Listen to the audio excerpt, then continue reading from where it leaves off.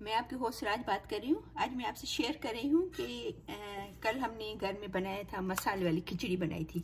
एक तो खिचड़ी सादी होती है जो मूंग और ब्राउन राइस के साथ बनती है।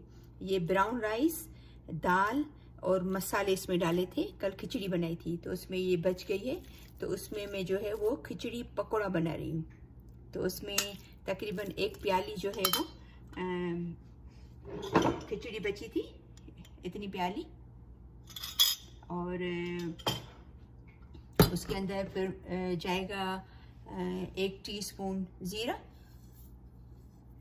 1 टेबल स्पून धनिया,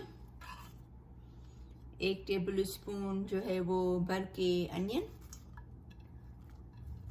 क्योंकि ये वैसे ही मसाले वाली है तो इसमें खाली 2 ग्रीन मिर्ची जाएगी, क्योंकि मसाला इसके अंदर ऑलरेडी, ये मसाला खिचड़ी तो है मसाला इसके अंदर। तो ये 2 ग्रीन मिर्ची बारीक कटी हुई, और ये 1 टीस्पून चाट मसाला।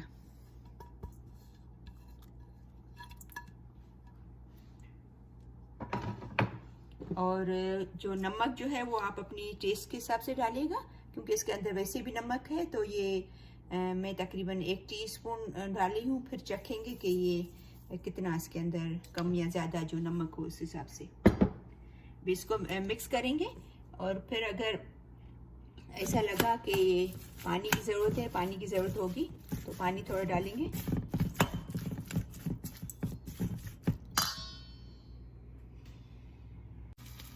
इसके अंदर बाकी चीज़ों के अलावा मैंने 1 टेबल स्पून भर के उसका बेसन का डाला है। बेसन 1 फुल टेबल स्पून भर के, ताकि वो टूट नहीं जाए उसके अंदर, ताकि वो बाइंडिंग सही तरह है। अभी ऑयल गरम है, इसके अंदर पकोड़े डालेंगे जैसे अपन तलते हैं बाकी पकोड़े घर में, बेसन के सेम स्टाइल में तलेंगे। ये बहुत ही हेल्दी होते हैं क्योंकि इसके अंदर दाल डली हुई है। तो खिचड़ी अगर बच जाती है आप उससे बनाओ, ये बेसन से भी ये ज़्यादा हेल्दी पकोड़े बोले जाएं, क्योंकि इसके अंदर प्रोटीन है बहुत सारा। तो आप ज़रूर ट्राई कीजिए, आपको बहुत अच्छे लगेंगे। इसका टेस्ट बेसन के पकोड़े से भी ज़्यादा होता है। ये देखो खिचड़ी के पकोड़े तैयार हैं, आप इसको ज़रूर ट्राई कीजिएगा। ये बहुत ही टेस्टी और बहुत ही हेल्दी हैं। और एक और बात है कि मैं आपको बता दूं कि जब आप ये इसमें डालो तो ये वो बेसन थोड़ा डालना मत भूलिएगा, चने का आटा, ठीक है ना, ताकि वो उसकी बाउंडिंग हो, वरना वो टूट जाएंगे।